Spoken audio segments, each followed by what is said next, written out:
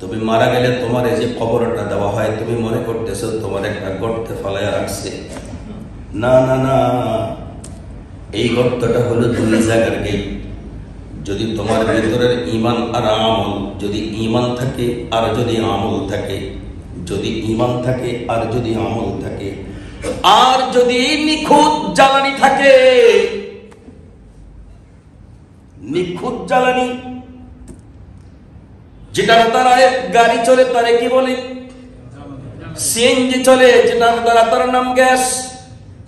তেল জ্বালানি আছে, গ্যাসও আছে জ্বালানি, পেট্রোল জ্বালানি, অকটেন জ্বালানি, কেরোসিনও জ্বালানি। কেরোসিন জ্বালানি না? কেরোসিন দিয়ে কি চলে? হারিকেন। বনশ্রী থেকে এই জবাব সন্তুষ্ট হতে পারলাম না। ফাইন, কে বলছেন হাত করে? মাশাআল্লাহ। কেরোসিন দিয়ে কি চলে? এটাকে রিফাইন করে এই কেরোসিন দিয়ে বিমান চালানো যায়। কারণ কেরোসিন এমন একটা পদার্থ যেটা বরফে জমাইতে পারে না, যত ঠান্ডাই হবে জমাইতে পারে না। আল্লাহু আকবার বলে। অথচ আপনি দেখেন এই কেরোসিন এক সময় গরিবের জ্বালানি ছিল, অথচ এটা ছাড়া বিমান ওড়ে না, হেলিকপ্টার ওড়ে না, রকেট ওড়ে না। এটাকে রিফাইন করে আবার স্তর তৈরি করতে হয়। আল্লাহর পয়গম্বর বলেন, যেই কবরে তোমারে শোয়ানো হয় এটারে তুমি গর্ত মনে করো না, এটা হলো একটা গেট। এই গেট দিয়ে তুমি উপরে চলে যাইবা যদি তোমার ভিতরে ঈমান থাকে, আমল থাকে আর জ্বালানি ঠিক থাকে। জ্বালানি যদি ঠিক না থাকে তুমি উঠতে পারবা না। যে সমস্ত গাড়িগুলো সমতল ভূমিতে চলে এটার একরকম জ্বালানি, যে সমস্ত গাড়িগুলো নিচের দিকে নামে এটাতে জ্বালানির দরকার নেই। গাড়ি বন্ধ করে থুয়ে দিলে শুধু হুইলটা ধরে রাখলেই আপনি ঠিক মতো স্টার্টিং ঘুরাবেন আর দেখবেন আপনার গাড়িটা নিচের দিকে চলে গেছে। কি আমি 2001 সনে মাঝে মাঝে ইন্ডিয়ার অনেক ঘটনা শোনাবো, এটা হয় 2000 সন বা 2001 সন। ইন্ডিয়ার মাসুরিতে সহস্র ধারা একটা জায়গা সন্ধান পাইলাম। মাসুরিতে গিয়েছিলাম, ওখানে 3 দিনের তাবলিগের জমাতে গেছিলাম। আর ইন্ডিয়ার তাবলিগ বড় চমৎকার। শুধু এতটুকু বললেই হয় যে জমাত ওয়ালো আয়াত একদম বৈঠো, বাস একেবারে দিনের উপকার হবে, আমলের উপকার হবে, কিচ্ছু কোয়া লাগে না। শুধু একটু বললে হয় জমাত ওয়ালো আমারে মসজিদ মা আয়াত, বাস একটু বললেই হয়। একটু বলে মানুষ সব বসে যায়। তো একজনে বললো, হুজুর মৌলানা हमारे यहाँ पे सहस्र धारा है, তো সহস্র ধারা এখন যাব। তো সহস্র ধারা যেতে কি লাগবে? একটা গাড়ি লাগবে 50 রুপি ভাড়া, 5 জন বসতে পারে। তো দেখলাম ড্রাইভারে করলো কি, গাড়ি স্টার্ট দিল না, শুধু এই মুখে ধরে রাখলো আর গাড়ি হুইল ঘুরাইলো, জায়গা মতো চলে গেল। নিচে নামলো না উপরে উঠলো? তাকায় দেখেন কোন জ্বালানির দরকার নাই, নিচে নামতে হলে কোন জ্বালানির দরকার নাই। ওই জাহান্নামটাও নিচে, জাহান্নামে যেতে হলে কোনো আমলের দরকার নাই, কোনো ঈমানের দরকার নাই, কোনো জ্বালানির দরকার নাই। বুঝতে পারলাম না? যেমনি করে নিচের দিকে যাইতে হলে কোনো জ্বালানি লাগে না, তেমনি করে জাহান্নামে যেতে হলে কোনো আমলের প্রয়োজন নাই। কিন্তু যদি আপনি উপরে যান, আপনি যদি সমতল ভূমিতে চলেন, আপনার তেল লাগবে, গ্যাস লাগবে।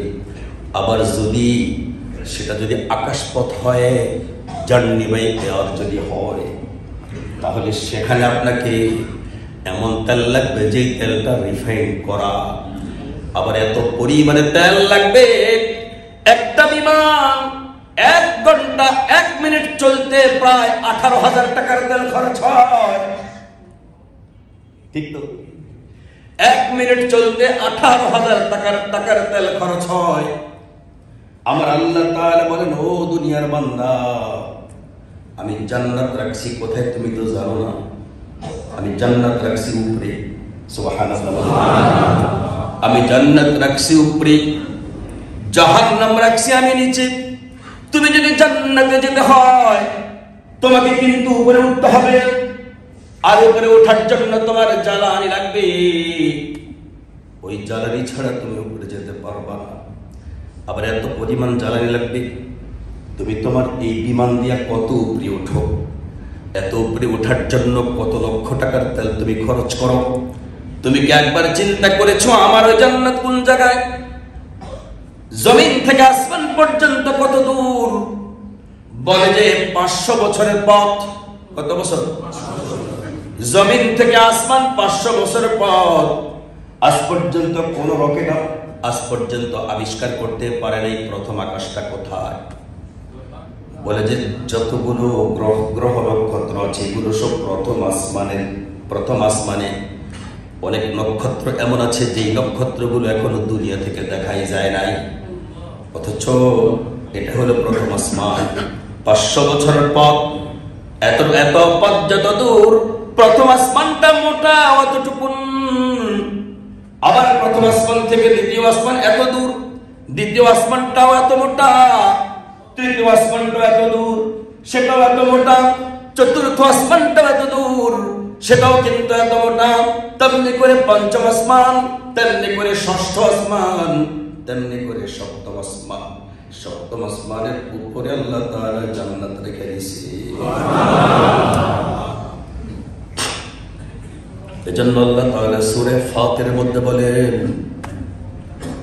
ইলাইহি ইয়াসআদুল কালিমুত তাইয়্যিবু ওয়াল আমালুস সালিহু ইয়ারফা'ু। আল্লাহ তাআলা ডাক দিয়া বলেন, তুমি দুনিয়ায় বসে যে আমলগুলো করো, এই আমলগুলো দুনিয়ায় বসে থাকে না, এই আমলগুলো এত দূর ফাড়ি দিয়ে ওই জান্নাত পর্যন্ত চলে যায়। এই কারণে আমার প্রিয় ভাইয়েরা একটু মনোযোগ দিয়ে শুনতে হবে।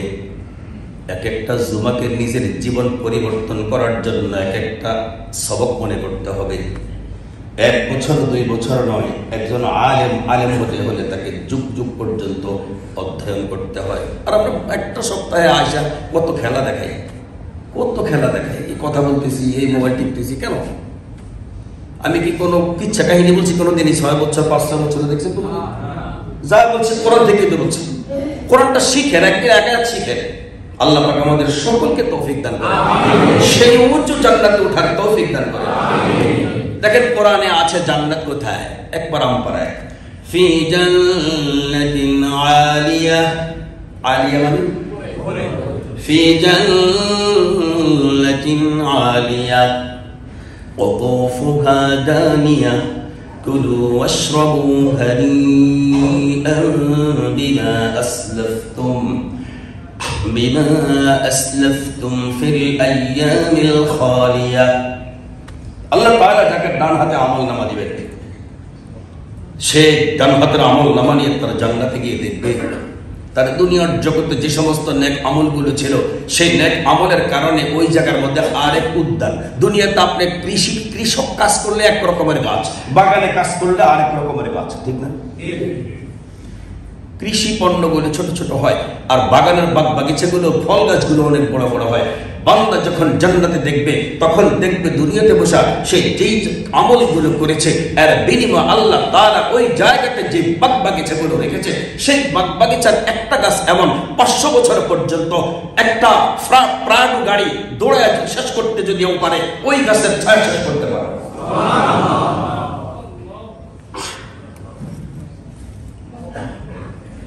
পয়গম্বর বলেন, তোমার এই কবরের গেট, ওই গেটে তোমার শোয়া দেওয়ার পর তোমার ভিতরে যদি ঈমান থাকে, আমল থাকে আর জ্বালানি থাকে, কয়টা জিনিস? যদি ঈমান থাকে, আমল থাকে আর জ্বালানি থাকে, এই 3টা জিনিসের মাধ্যমে আল্লাহ তাআলা তোমার জন্য কবর থেকে যে গেটটা করে দিবেন, ওই গেটটা ওই কবরের নিচ থেকে অ্যাঙ্গেলে উপরের দিকে চলে যাইবা, তুমি জান্নাতে চলে যাইবা। তোমার ওই লাশটাও এখানে শোয়া থাকবে, কিন্তু আল্লাহ তাআলা তোমার রূহটা ওই গেট দিয়ে একেবারে ওই জান্নাত পর্যন্ত পৌঁছে দিবেন। তুমি ওইখানে আরামের ঘুম ঘুমাইবা। তোমার এই বডিটাও কখনো কখনো আল্লাহ তাআলা অনেক অনেক কারণে ওই রূহের পাওয়ারে নিচেও জীবিত রাখেন। যেমন ফিলিস্তিনে যে মানুষগুলো তাদের জীবন দিতেছে, এই মানুষগুলোর লাশ আপনি খুললে দেখবেন 1000 বছর পরেও লাশগুলো আগের মতোই আছে। 1500 বছর পরে, 1500 বছর পরে হযরত জুহাইরের লাশ পাওয়া গেছে তাবুকের রাস্তায়। ওই লাশ আজও অক্ষত, কপালে এখনো সেই রক্ত বেশি আছে। 1500 বছরের রক্ত, 1500 বছর আগের রক্ত এখনো কপালটা রঙিন। এমন যদি কোন একটা চিত্র রেখে যাওয়া যায়, আল্লাহর পয়গম্বর বলেন তোমার এই জ্বালানিটা 1 নম্বরে যদি হয়, আল্লাহ তাআলা তোমারে ওই জান্নাত পর্যন্ত পৌঁছে দিবেন। কিন্তু যদি জ্বালানি না থাকে, অথবা যদি জ্বালানি গন্ডগোল বলা হয়, তাহলে তুমি কিন্তু উপরে উঠতে পারবা না। জ্বালানি লাগবে। জ্বালানি না হলে যেমনি করে হেলিকপ্টার উঠতে পারে না, যেমনি করে বিমান উঠতে পারে না, রকেট উঠতে পারে না, তেমনি করে তোমার ভিতরে যদি জ্বালানি না থাকে, তুমিও কিন্তু উঠতে পারবা না। তুমি আটকা পড়ে যাইবা। তুমি মুমিন, তোমার মধ্যে আমলও আছে, নামাজও আছে, রোজাও আছে, হজও আছে, যাকাতও আছে, কিন্তু জ্বালানিটা নাই। আল্লাহ রাসূলকে জিজ্ঞেস করছি, ইয়া রাসূলুল্লাহ জ্বালানি কি? পয়গম্বর বলেন লা ইয়াদখুলুল জান্নাতা জাসাদুন উযিয়া বিল হারাম। আল্লাহর পয়গম্বর বলেন যে বডিটা আল্লাহ তোমার দান করেছেন, এই বডিটা আল্লাহ তাআলা তোমার প্রথম থেকে নিয়ে একেবারে মায়ের পেট থেকে নিয়ে তোমার রিজকের জিম্মাদার কে? আল্লাহ। ওয়া মা মিন দাব্বাতিন ফিল আরদ ইল্লা আলাল্লাহি রিজকুহা। আল্লাহ তাআলা বলেন দুনিয়াতে একটা প্রাণীও তোমরা এমন পাবে না যে প্রাণীর রিজকের জিম্মাদারি আমার কাছে নাই। বাস্তব তো। এক ডাকাত ডাকাতি করতে গেছে। ডাকাতরা সাধারণত ওই যে বাগ বাগিচাই ডাকাতি করে থাকে। তো ডাকাতি করতে যাওয়ার পরে তাকায় দেখতেছে দুটো খেজুর গাছ। এক গাছে খেজুর আছে আর এক গাছে নাই। যে গাছে খেজুর আছে ওই খেজুরটা আবার পাকা খেজুর। আর পাখি, একটা পাখি পাকা খেজুর গাছের খেজুরটা মুখে নেয়, নিয়ে খায় না। না খায়া ওই খেজুর গাছের একটা ছিদ্রে নিয়ে ছেড়ে দেয়, যেই খেজুর গাছে খেজুর নেই, গর্তে গর্তে ছেড়ে দেয়। ডাকাত চিন্তা করলো ব্যাপারটা কি, ও নিজেও খায় না, তাহলে কি কোনো পাখিটা কি পাখির বাচ্চা, ওর কোনো বাচ্চা টাচ্চা আছে নাকি? পাখির বাচ্চার লালসা আমারও ছোট করেছিল। বাগানে বাগানে যে কত পাখির বাচ্চা খুঁজে আপনাকে ছিল নি কারো? এই যে বুকু পাখির বাচ্চা, হ্যাঁ কি যে ভালো লাগতো। আমি ওয়াজে গেছি টাঙ্গাইলে, হ্যাঁ গিয়ে একবার এক বগার বাচ্চা দেখে আমি মন চাকা আসিটা যাই, অথচ বক্তা টাঙ্গাইলে অনেক বক। 3 দিন ব্যাপী তাফসীর তো। একদিন মনে চিন্তা করলাম যে সবাই যখন সন্ধ্যা করে আন্ধার হয়ে যাবো তখন আস্তে করে গাছে উঠতে যাবো। এখন ডাকাত চিন্তা করছে পাখির বাচ্চা দেখবো, তো উপরে উঠছে, উঠা দেখে আসলে পাখির বাচ্চা না। আপনারা জানেন একটা অন্ধ সাপ, এটা কিন্তু কিতাবে লেখা আছে এই ঘটনা। আল্লাহ। ডাকাত 1 সেকেন্ডে তার সারা জীবন কল্পনা করতে শুরু করেছে। এই কল্পনাটা করে ডাকাতি। আল্লাহ। আল্লাহ বলেন ডাকাত এতদিন ডাকাত ছিল, ঠিক ওই দিন আমি আল্লাহ তাড়াতাড়ি ওলি বানিয়ে দিচ্ছি। ডাকাত গাছে ওঠার পরে যখন দেখলো অন্ধ সাপ, আর এই পাখি সাপের কোনো আত্মীয় স্বজন তো না, বরঞ্চ সাপের সুযোগ পাইলে পাখিরে দংশন করে। অথচ সেই পাখি নিজের বাচ্চার জন্য খাবার নয়, বরঞ্চ অন্ধ সাপটার জন্য খাবার। মনে মনে কল্পনা করছে, আহারে যদি এমনটা হয়, অন্ধ সাপটারে যদি পাখির দ্বারা আল্লাহ খাওয়াইতে পারেন, আমি আশরাফুল মাখলুকাত, আমারে কি আমার আল্লাহ কি খাওয়াইতে পারেন না? এমনটা কল্পনা করার পরে তার ভিতরে আরেকটা শয়তান আছে, শয়তানকে কই কোনোদিন খাওয়াইছেন একটু চিন্তা করে দেন। আমাকে এমন অনেকেরই দোকান দেখো আল্লাহ খাওয়াইতে, তাহলে আমার এত কষ্ট করার লাগে কি? এই অফিসে, আদালতে, রিক্সা, গাড়ি, সিএনজি, এই সে নানান কিছু এত কষ্ট করার লাগে না। কই আল্লাহ খাওয়ায়? আমার বোনের বাড়িতে এক মুরব্বী বয়স 80 উপরে হবে, আমি তাহলে আয় নামাজ পড়ি।